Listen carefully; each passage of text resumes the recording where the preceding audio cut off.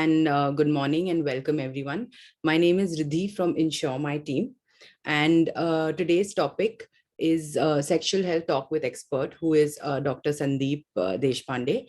Dr. Sandip is currently working with Allo Health, and he is a consultant psychiatrist and a sexual and relationship expert. He has an experience of over a decade in the similar field and in the field of psychiatry. So, in association with Allo Health today, he's going to be presenting this webinar on demystifying sexual health for all of our young adults here. And yeah, so before I give it to him to begin the session, I just want to mention that anybody who wants to ask any questions during the presentation can put them in the chat box, and you can put these questions anonymously as well if you don't want your names to be seen. And all of the people who've asked their questions in the link that we had sent earlier, Dr. Sandeep would be taking up all of these questions at the end of the session. And also, again, just letting you all know, the surprise that's there for all of you is a free sexual wellness consultation powered by Allo Health. So that link would be there in the chat box, as well as it would be sent to you post the session. So over to you, Dr. Sandeep. And thank you so much. First of all, also, I would like to say that thank you so much for your time and, this initiative that you guys are doing. It's really great. And it's in fact very necessary and required. So thank you so much for giving your time today for all of our attendees. Thank you, Riddhi, and thank you to your team at Insure My Team. Can you hear me clearly? And is my yes, we can screen visible to everybody? Yes, your screen is visible and we can hear you clearly, sir. Okay, wonderful. So yeah, people are trickling in, and just to set the ball rolling, I'm happy to do this talk today. Happy to be interrupted also by questions in the chat box and any anonymous questions that people would like to put in the Slido, app or domain. Yeah, so sexual medicine is a strange sort of animal in India, because the governing authorities, the Medical Council of India, now it is called as the NMC, still do not recognize sexual medicine as a branch in its entirety. So we have this population of 1.3 billion and growing, but we don't have a service provider, so to say. And that's very strange, because as a medical doctor, when I was growing up in my career, after my MBBS, did my MD in psychiatry, there was very little by way of training and teaching. And people are also puzzled. That's why, you have so many of these myths and misconceptions. You have all these, the founder of Allo calls them as Jhola Chap doctors who are running camps on the roadside. You will see these, Himalayan root specialists, babas and whatnot. And you have qualified quacks also who practice. So one of our missions, though Allo is a company who, our mission is to treat people who have sexual health issues. One of the campaigns that we have taken up is to demystify and give people the right information. So in doing this, we have gathered a lot of data from what are the common issues that people face, and then see if through some basic education, can this, myth and misconception be helped? So, right. Just a few months ago, there was Valentine's Day. And, if you did a Google search, you would get all these kinds of stories floating around. In fact, there is something called as the LSR. A media house interviewed me and they told me, "Doctor, you have to give us some, 6 tricks, 10 top ways to satisfy your partner." I said, "Where is all this coming from?" And then she told me that there is a section in the media house called as the LSR, Love, Sex and Relationships. and that apparently sells a lot. So around Valentine's Day, you would see things like these floating around. 22 Valentine's Day sex positions for every relationship. No, we will not be doing these kind of bits in Allo, because they are uh, overdone, they are oversold, and sadly, we live in a highly sexualized world wherein people think these are necessary. If you go to the qualified quacks, yeah, I have this MBBS doctor. We have, anonymized who this person is. This is a online consultation. So the patient comes and says, "Hello, doctor. My penis is very small. Can you suggest me one tip to get it to grow?" Um, and no offense to our doctor, but he talks about avoiding drinking and smoking. It's okay till there. Then he says, half an hour jogging in the morning, green vegetables, spicy food to be avoided, oily food to be avoided. That is also general advice. Uh, what shocked me is he said, apply coconut oil on the penis twice a day. No, there is no way to increase the size of the penis. The size of the penis, anything that is more than 3 inches on erection, is good enough. If it is less than 3 inches on erection, measured from the pubic hair to the tip of the penis, we call it as the micro penis. And very few number of men have that condition.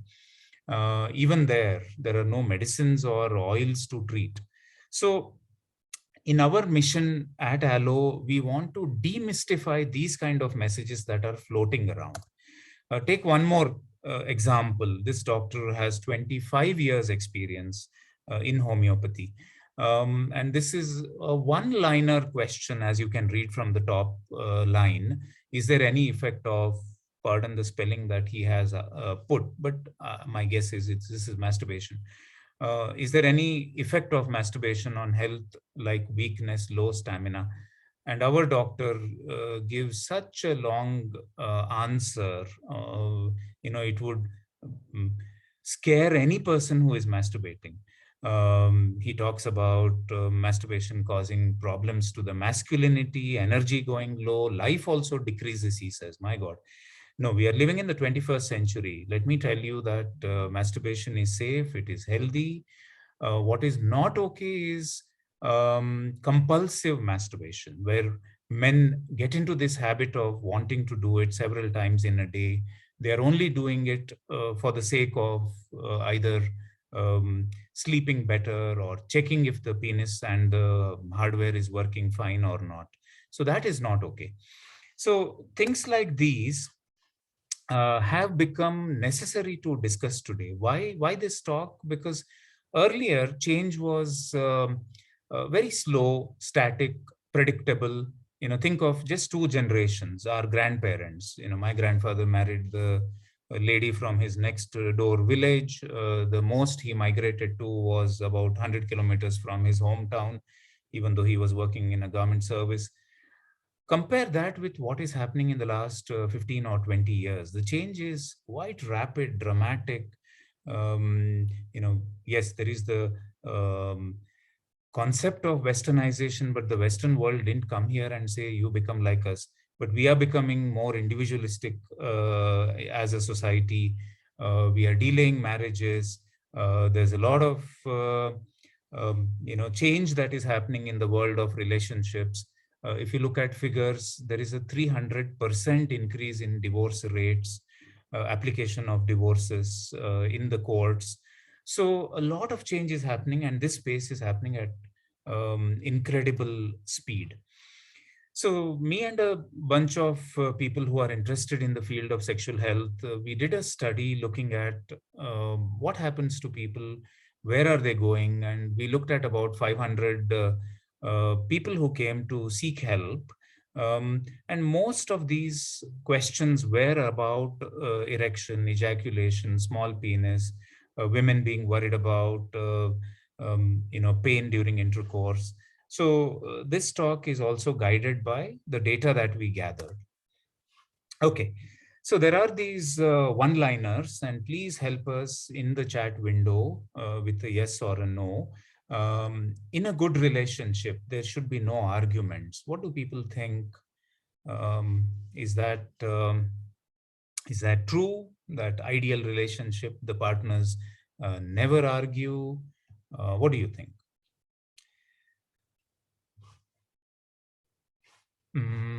Somebody says no. Okay. Is there anyone who feels that a good relationship should be devoid of any kind of arguments? Okay, Vartika says arguments are important. Huh, very interesting. They add mirch and masala to the relationship. Yes. Um, yeah, so there is no perfect relationship. All relationships go through their own challenges. Um, it depends on how to handle arguments. Riddhi, I don't know if you are distributing any chocolates or any prizes, but yes, Vartika should get for this one. So arguments are part of couple relationships. It is about how one um, negotiates, because communication is the bedrock of all relationships. While the talk said demystifying sexuality, sexual relationships are never complete without talking about good relationships. Jaya says can't have a relationship without arguments. You are right. So it's about conflict resolution. It's about better communication, better negotiation, which gives the strength to the relationship, and relationships grow with time. So this is the cliche, lived happily ever after. So is this after they commit to each other, or what's the story afterwards? We don't know. Okay, sex is a important part of a couple relationship, and what do people think about it? Um, so while you're typing in there, um, yeah, there are some questions coming in, and I'll take them later. But what do people generally think? Sexual relationship or sexual intimacy is a very important part of a relationship, or does it lose its relevance after the honeymoon period? There is a actual term called the honeymoon period, and it is typically for 1 to 2 years after a committed relationship. I didn't define it. There is a wonderful researcher in London who came up with this concept. So yes, people largely in the chat box are saying yes, it is an important part of the relationship. Okay, what do we say? There are different kinds of intimacy, and sexual intimacy is only one part of the intimacy. There is the um, emotional intimacy, which is emotional closeness, and this grows with time.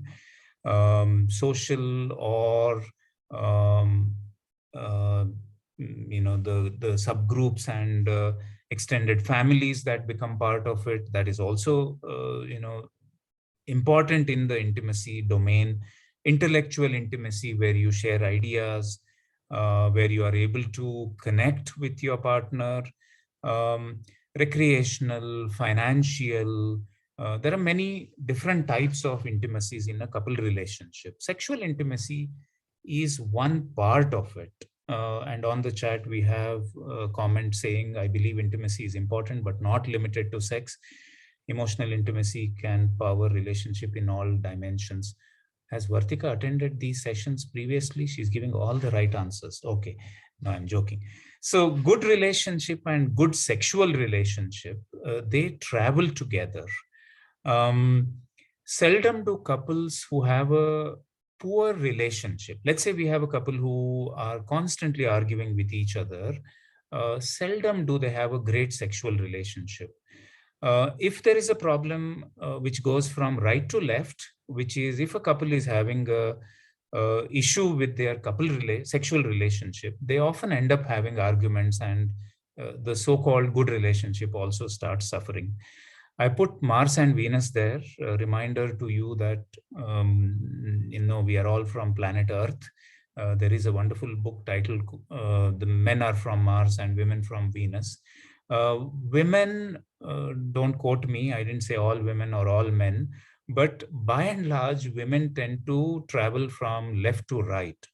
If they feel that the relationship is one where she feels, I am talking about heterosexual relationships, where she feels that her interests are taken care of, she's well understood, then sexual intimacy seems like a natural extension.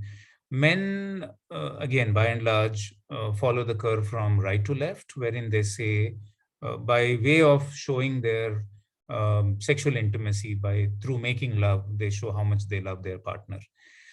This could be true for same-sex relationships as well.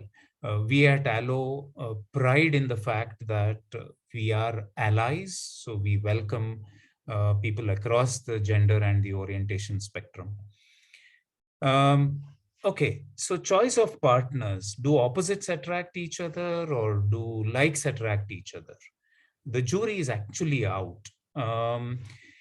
There's a very interesting study that was done by a psychologist of Indian origin. She's in Canada. Her name is Shefali Sandhya. What do Indian men want? They continue to ask for women who are fair and lovely, homely. Her character should be one of caring, compassionate, pleasant personality.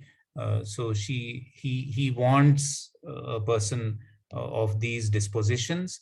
What does she want? Shefali did this study looking at um, the matrimonial ads actually.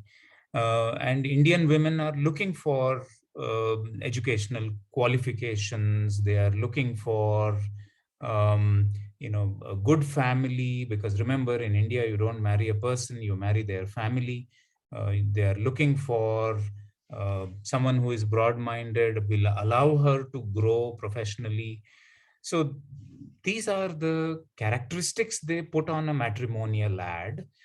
But in general, research papers have shown that men are looking for um, a partner who would almost mimic their mother in terms of characteristics and all. And women are looking for a partner who mimics their father's characteristics, provided they gel well with their opposite gender parent. Otherwise, they would look for people who are in the opposite domain. Let's say her father is an alcoholic or dependent on alcohol. She would not want a person who even socially drinks. So those are the quirky bits that you need to know. I was told that all of you are young people, so you are in the domain of wanting to find partners. So we included this.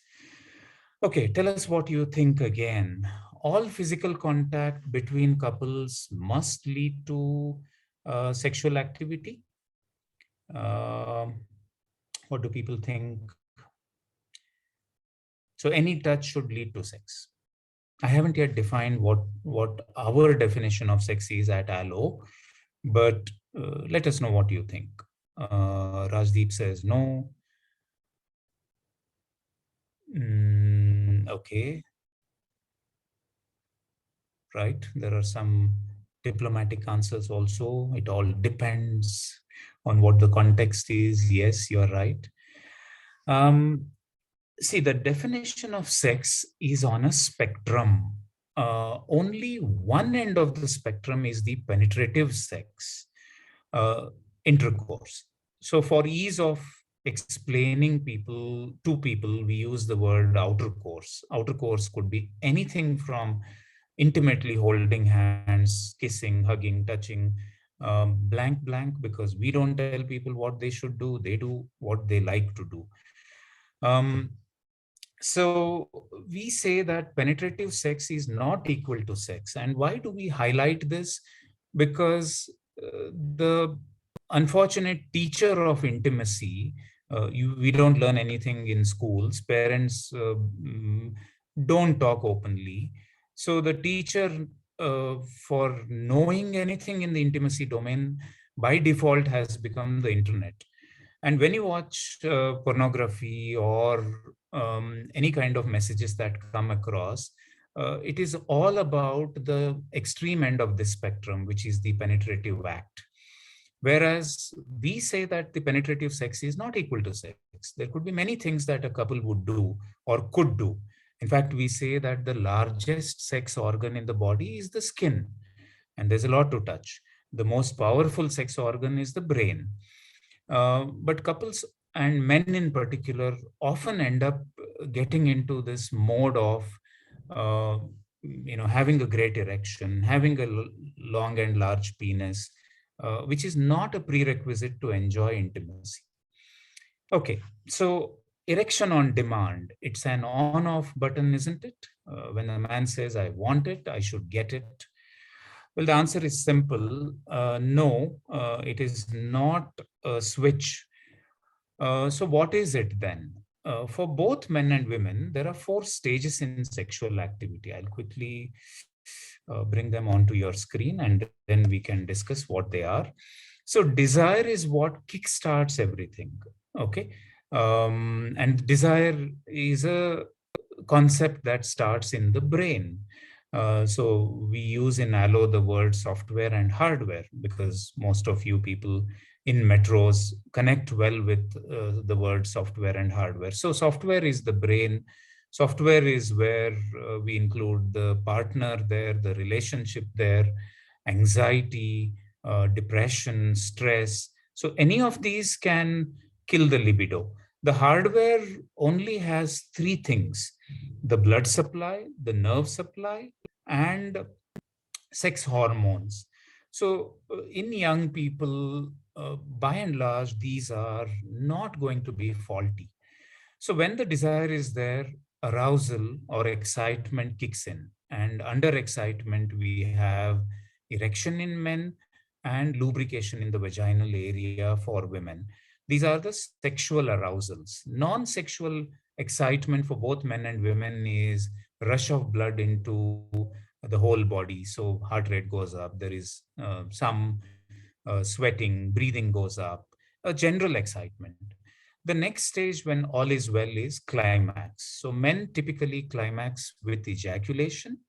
And don't be surprised if I tell you that most men are only able to last 2 to 5 minutes after penetration. What you see in porn is unfortunately overdone. They use stop start techniques, they use multiple cameras, they make it look like men should last 100 hours. No, that is not true. In women, orgasm or climax happens in multiple ways. Only a small percentage, one third or less than one third, can achieve climax during intercourse. A large majority achieve climax through intense foreplay, through stimulation of the clitoris. The breasts and nipples are very sensitive. The back of the neck is very sensitive. So women can achieve climax in many different ways. And once a person reaches orgasm, especially in men, there is a rest stage. So on Slido, one of you have asked a question about why can I not get one more erection immediately?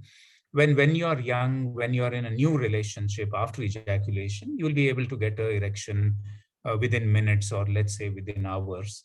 But with age, in a settled relationship, the rest stage can last anywhere from hours to up to a day also. And that is normal. Okay. Another reason why you should remember DOR is if there's a problem in one area, the previous area gets affected. Let's say a person has early ejaculation. So that's a problem with the orgasm. Oh, so because of repeated early ejaculation, he will start worrying about his erection.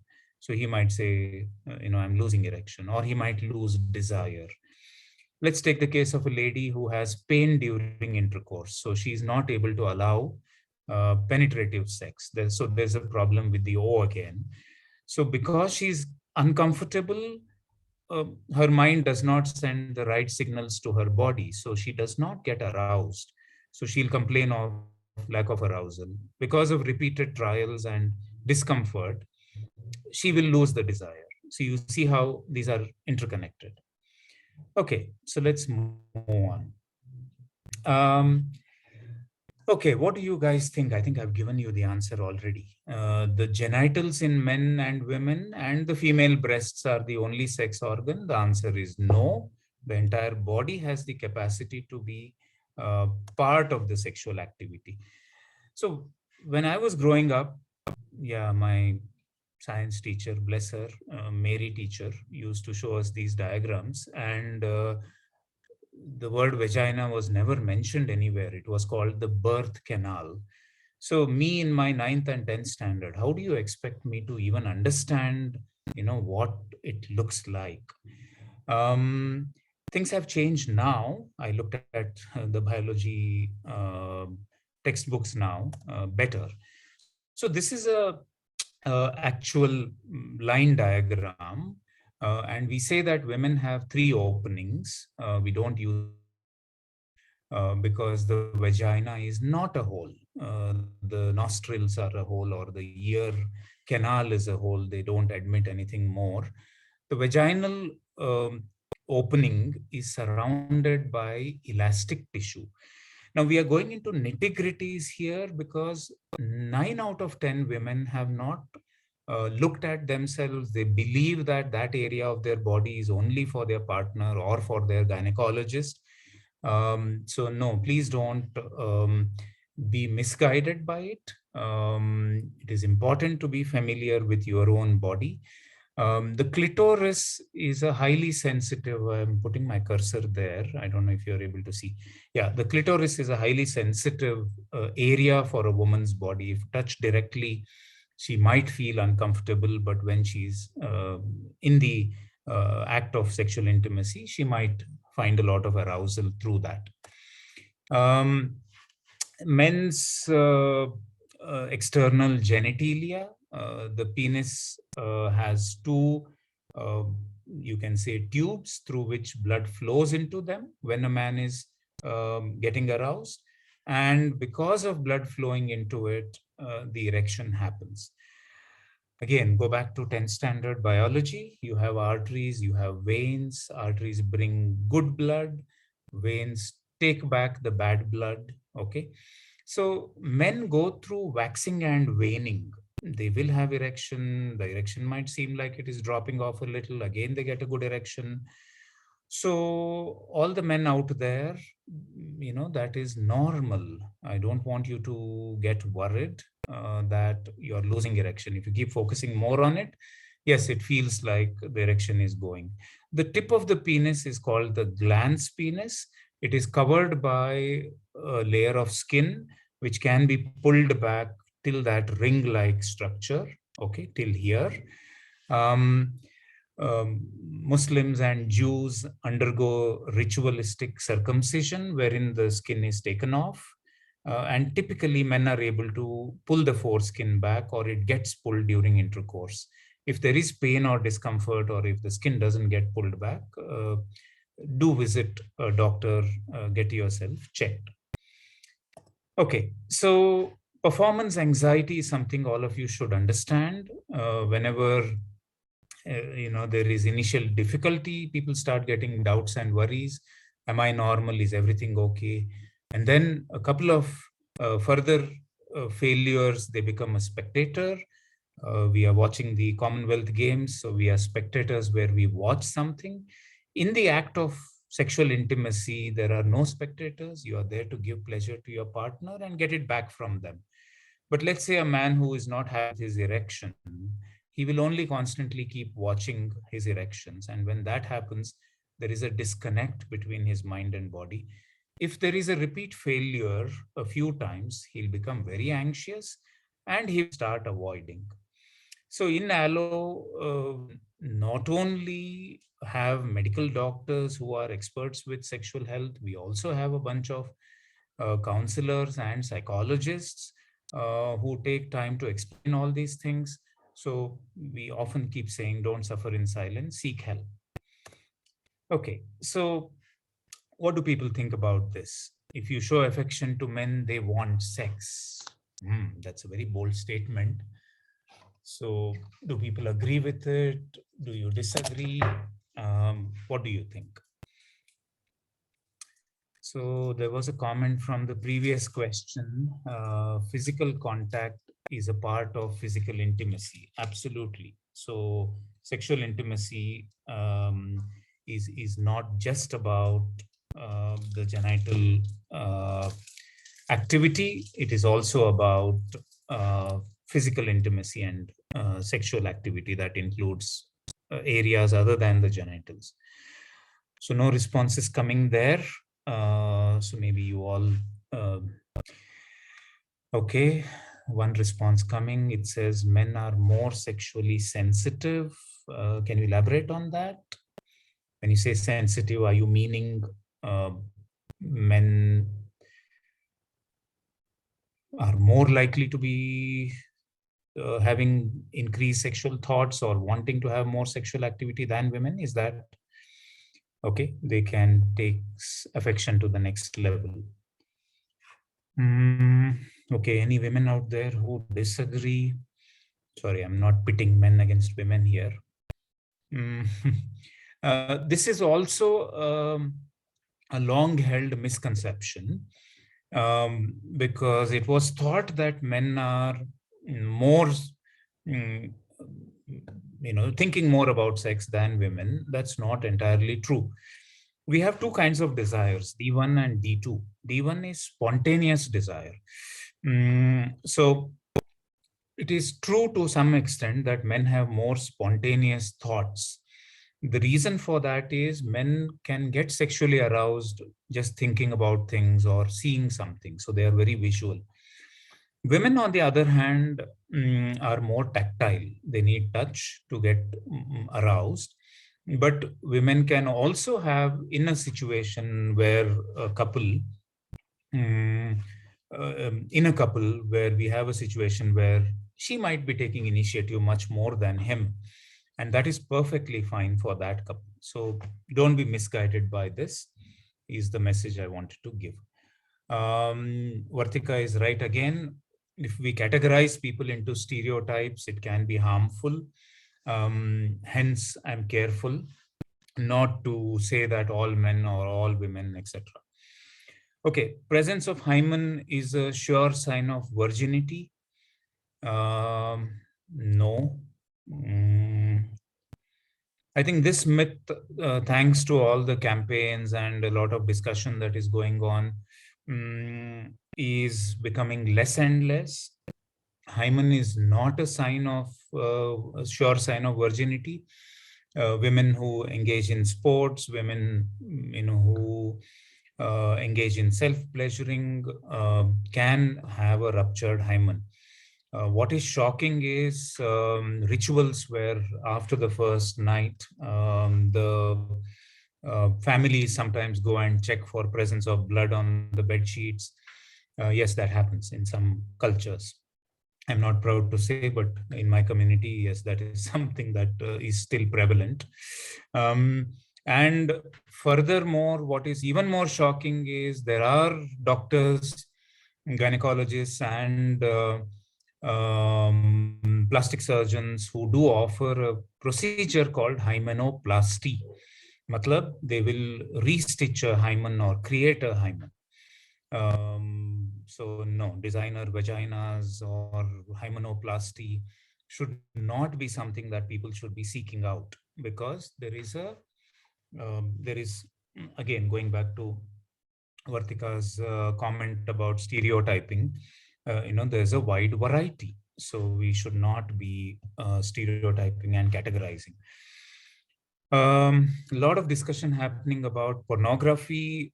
If people thought that pornography has no effect on how people feel about themselves or about their partners, well, you're in for a rude shock, because most of the traffic today is driven by pornography. If you're interested, do look up the story of a website called sex.com. Got sold for millions of dollars. There was espionage, there was kidnapping, and whatnot for getting that domain name registered.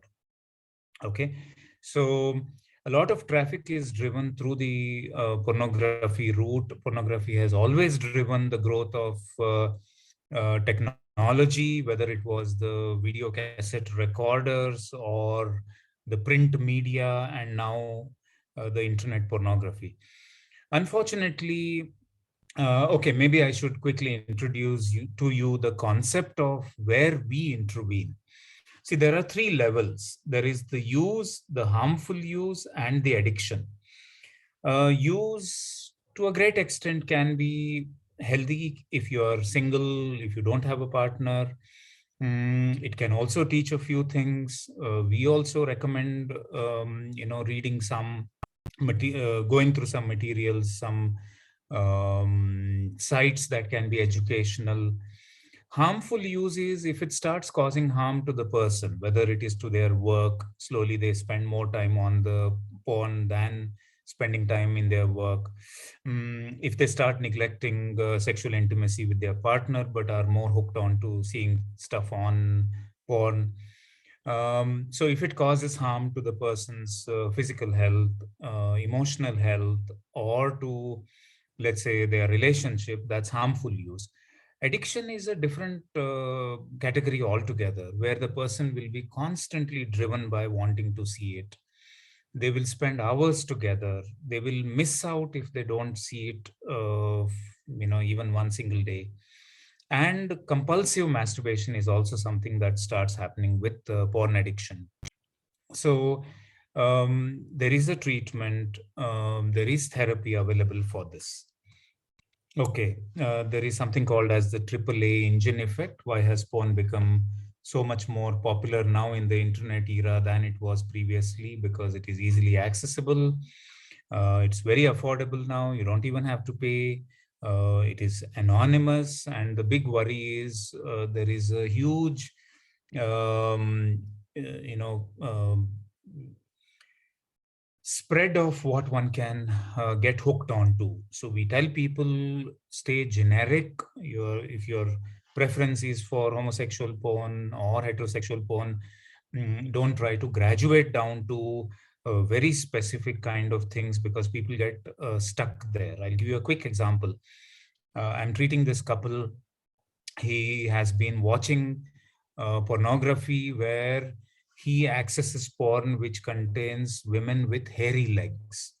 So that's a very specific kind of pornography. So because he's hooked onto it, he got married recently, and his wife refuses to have hairy legs. So he's not at all turned on by it, and they have hit rock bottom in their marriage, in their relationship.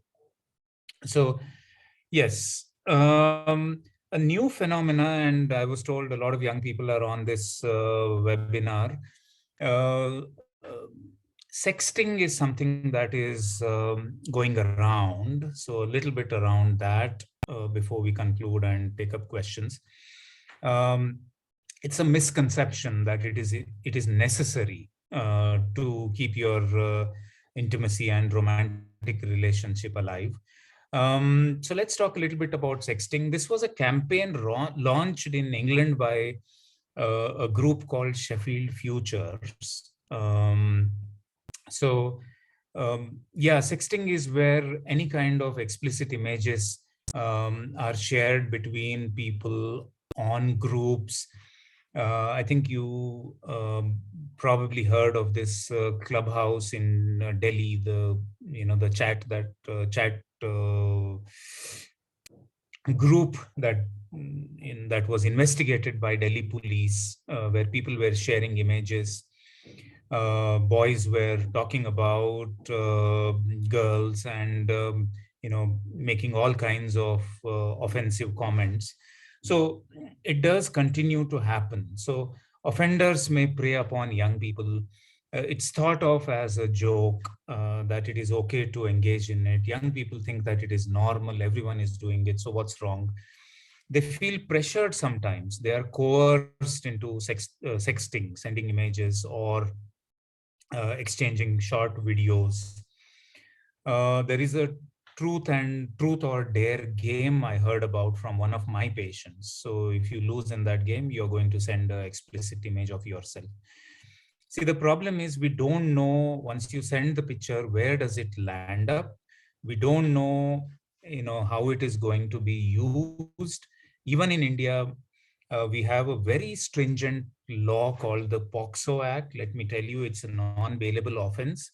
It's the Prevention of Child Sexual Offense. So if you're sending images of a person who is under 18 or to a person who is under 18, you can be directly arrested. It's a non-bailable offense, as I said, and it's got a lot of teeth. And it is one law that is implemented very strictly. There are fast track courts, and also, no, please don't risk yourself. We do not need sex and relationship education in this country. What do people think? Mm, sad part is you cannot get sex and relationship education um, legally, because the CBSE tried to introduce adolescent education program, AEP. Um, Unfortunately, the government did a huge study on it. It's available if you want to look up. Rajya Sabha Joint Parliamentary Committee on Sexual Education. And sadly, they concluded saying India needs value education, we don't need sex education, which was sad, because sex education does not talk about how to have sex. That is not in the syllabus. Okay. It is called SRE, Sexuality and Relationship Education. So, thank you for agreeing with this on the chat. Everyone saying we need it. Fabulous. So I'll stop here. I will take up those questions which are there on Slido, and any new questions that you people might have, happy to answer those as well. My aim will be to answer all the questions. I'm not going to filter them. So Anonymous 4 days ago said, I am 24 years old and I'm not able to get hard. Someone else says, I'm 35-year-old and I'm not able to get hard. Okay, I'll take all the erection related questions at one time. There's one more question by somebody who says erection takes long and pain after first attempt. Okay, so as you would have learned from today's talk, erection is not an on-off button. It doesn't come just like that. There are three levels of erection, just for you to understand: soft, firm, and hard. So if you touch your earlobe, that's a soft erection. Okay. If you touch the tip of the nose, that's a firm erection. Okay. Tip of the forehead, the forehead is a bony structure, that's a hard erection. So if you're getting erection from here to here, which feels like that, that is good enough.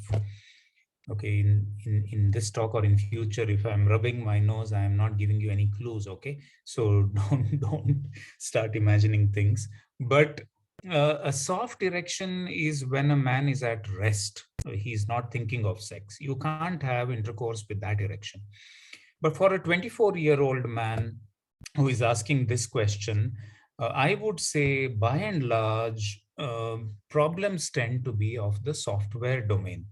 Worrying about it itself can kill the erection, but it doesn't mean that there is a hardware problem.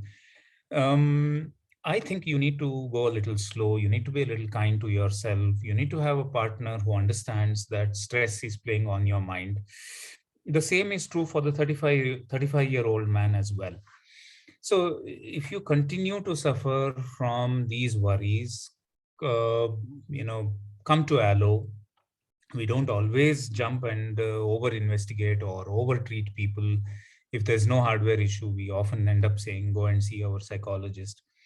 Yeah, there is a link that Shalab has put on the chat window. You can access Allo for free today because you're coming through Ensure My Team. So yes, don't worry is all I can say. For the person who has spoken about pain after intercourse, pain in men is less common, but it can happen. One of the causes of pain can be a tight foreskin. If the foreskin is not able to go back comfortably or roll back, then you can have pain or discomfort. Again, it depends on how serious the problem is. In a lot of men, we say all you have to do is, in a non erect state, pull the foreskin back, just gently tap that area for 2 minutes every day for a week or 2 weeks. That itself will desensitize the tip of the penis. In some men, you might require a visit to a doctor, a surgeon, or a urologist. They will have a look. There is a condition called phimosis where the foreskin doesn't come back easily. In that condition, we tend to advise, or the doctor will tend to advise, minor surgical procedure, or some other techniques. So do see the doctor. Another reason why men can have pain after intercourse is if there is a urinary infection or infection of the prostate, which is a donut-like gland, which in some people can get infected. So do see uh, a doctor in that case. Sometimes, if a lady is not well lubricated during intercourse, it can be painful for the man. We advise both the man and the woman to use water-based lubricants. Never use Vaseline, coconut oil. Use water-based lubricants, which should easily flow. Okay, so there is anonymous asking on Slido 3 days ago about her husband. I'm assuming this is a lady because she says, my husband watches porn almost every day. I'm not satisfied with his time. Please let me know what to do. This is a tricky one. If it is affecting your relationship, your sexual relationship, you must talk it out.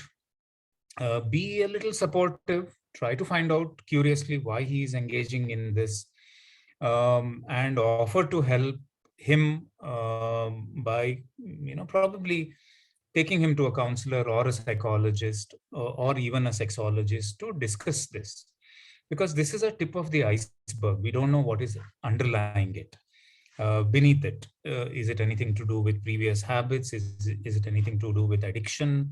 I told you those three levels. So a good psychologist or a sexologist should be able to help you. Mm, the In this case, I'm using this as a prototypical example.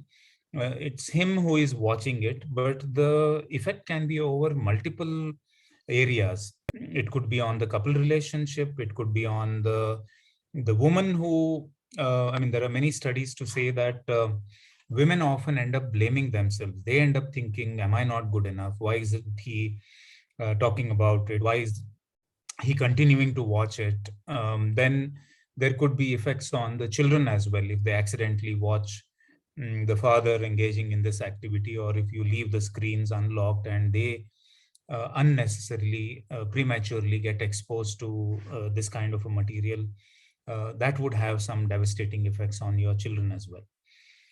Okay, so question on masturbation. Does it cause constipation, excessive masturbation? Can it cause piles? Can it lower the stamina for the man?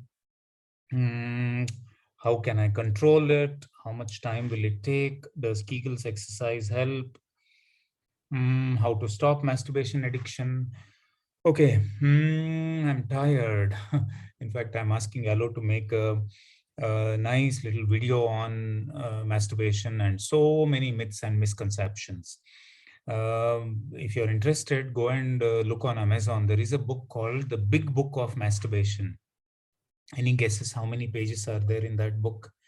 Um, yeah, you'll get a medal for answering the correct question. So keep typing your answers while I talk about masturbation and so many myths and misconceptions.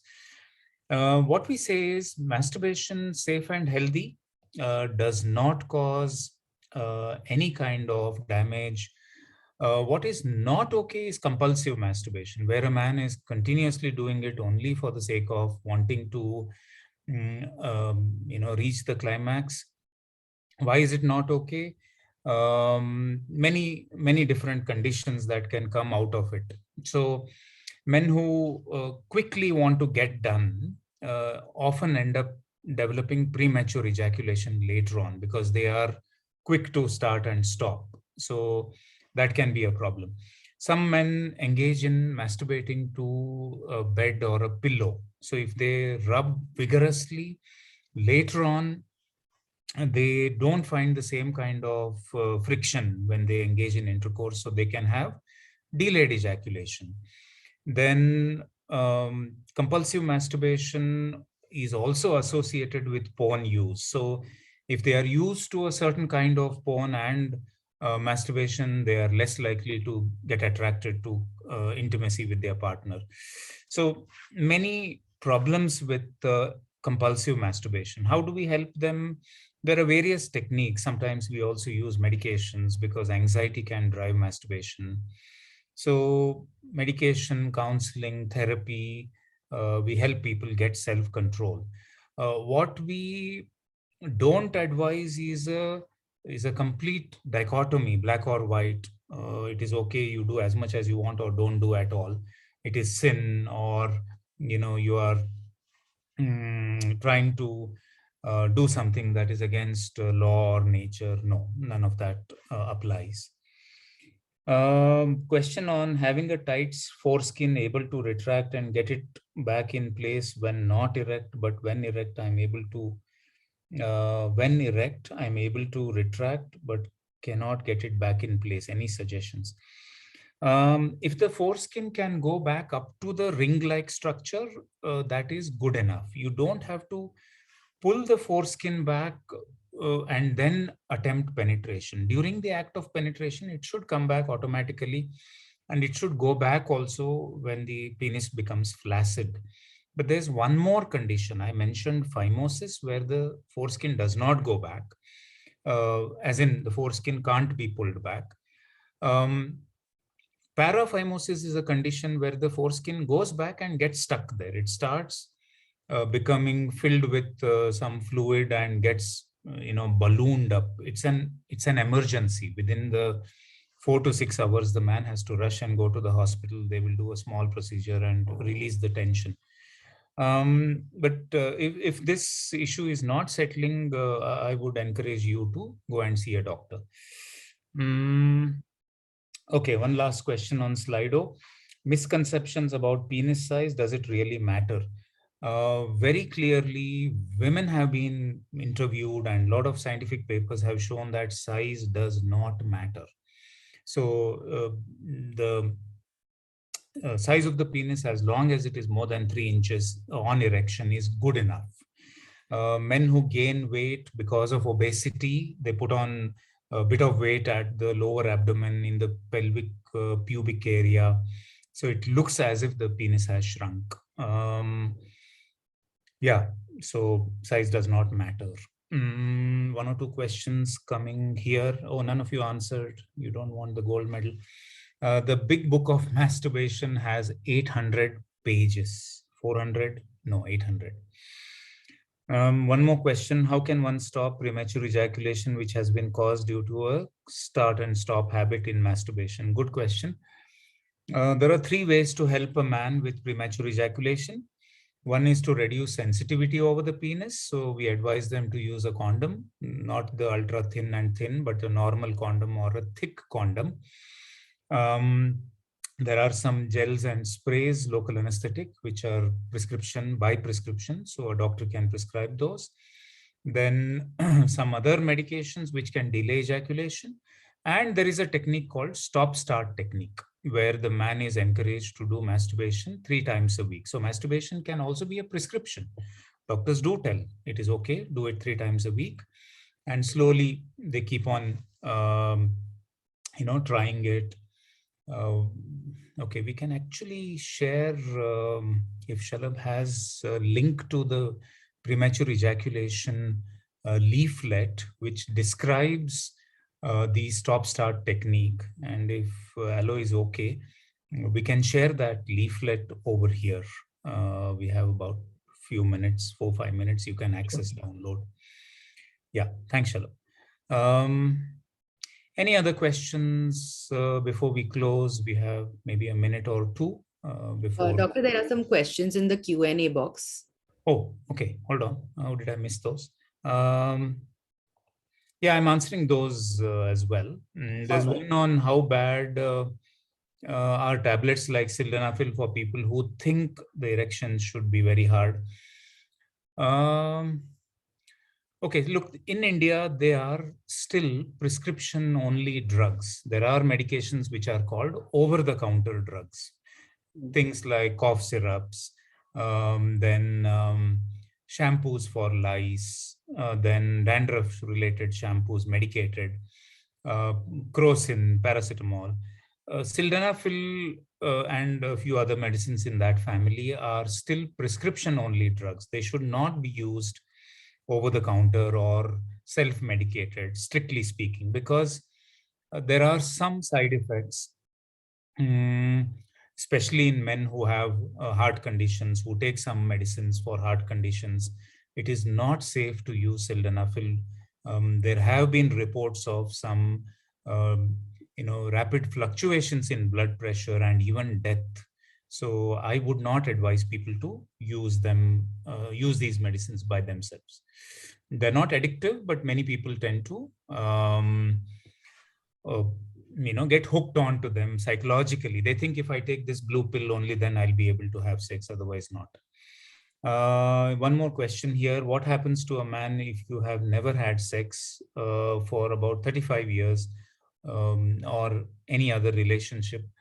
Look, this is by personal preference and personal choices. I have recently met a couple who for various reasons were not able to get married, uh, and they are in their late 50s and early 60s, so it feels a little awkward for them.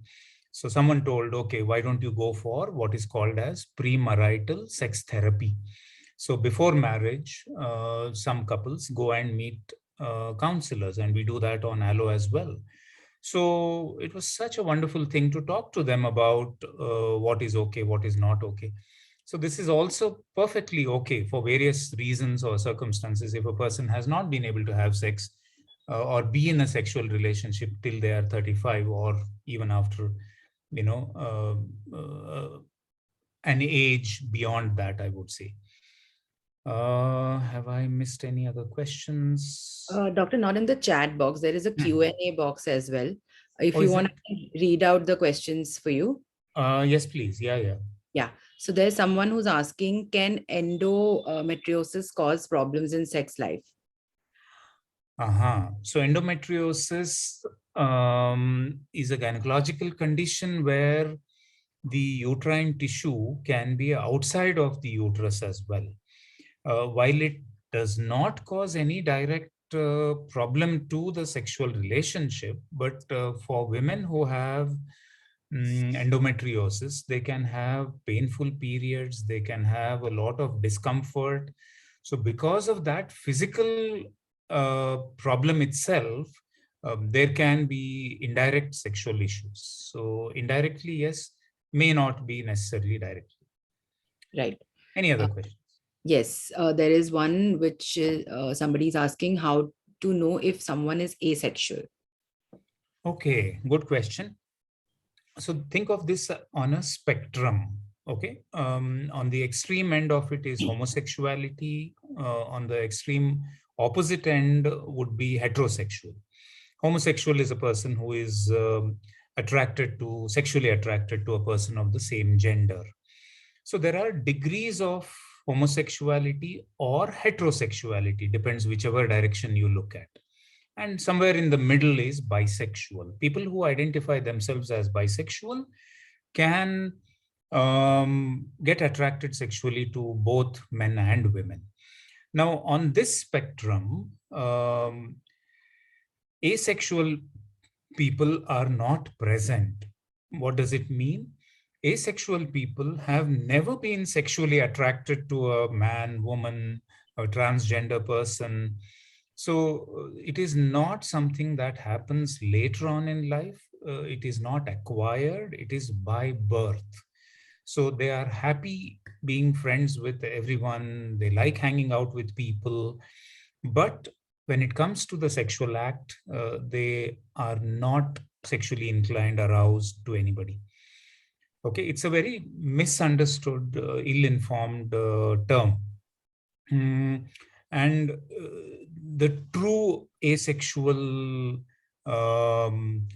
person, very few in my 20 years of working as a psychiatrist and more than 10 years as a sexologist, I have met only a handful of people. Okay, can we draw it to a close? We've run over time. Yeah. Yes. Couple of questions, Doctor. Oh, I've yes, quickly. got some time, so I'll just read the latest ones. I wasn't able to have penetrative sex during my first time, and after that, I have trouble getting an erection. And even if I do, I lose it as soon as I wear a condom. So now this is a very clear-cut case of a software erectile dysfunction. If you go back to that performance anxiety cycle, so I mean, I want to just in a reassuring tone tell this person, anonymous, the first time when the penetrative sex did not happen, it must have started playing up on the mind, and that itself is enough for subsequent failure. So we need to reverse this, and the best way to do it is to approach a counselor or a expert with sexual medicine. Now I can see them suddenly, the questions, and I'll read the last one. How frequently should sexual relations be made? Anything like ideal? No, there is no benchmark. There is no must have sex this many times. And remember now, you're all enriched after this talk, I hope. Sex is the entire spectrum. So, again, for the intercourse, it is something that is negotiated by both of you, you and your partner. So there's no benchmark, there's no targets to hit. Right. Anything else? There is one last question. If you could Yes. quickly take that, is lubrication necessary for first time sex? Uh, hmm. So there's nothing called necessary, but in the absence of lubrication, sexual intercourse can be painful. And the key word there is first time. So maybe there was some anxiety, maybe, the mind was not in sync with the body on that occasion, hence the lubrication did not happen, I guess. But yes, lubrication is by far a prerequisite to have intercourse that is enjoyable and less painful. On that topic, just a quick add on. Many women use these vaginal hygiene products. There's a lot of marketing going on wherein women are sold the idea that they should smell nice there, they should be clean, but they should, in my opinion, and many of the experts in this field, not use these hygiene products beyond what has been prescribed by your doctor, because they tend to dry up the area, and that itself makes lubrication difficult to come by. Right. Yes. All right. I think any questions that we've missed out, you guys have an opportunity to have a consultation with the experts at Allo Health. So please use the link. The link will also be shared with all of you post this event via email. So please use that. And thank you so much, Doctor, for this time and wonderful session. I mean, I really feel that it is important for even, to have sex education as part of studies, but even for people like us who are like young adults to have this kind of knowledge and remove the pressure of it, I feel.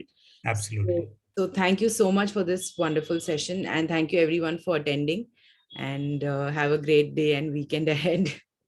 Thank you. Thank you very much. And thanks to Shalab, there is a link to the leaflet on premature ejaculation, and you can download it, use it. Lovely. So have a great day. Thank you.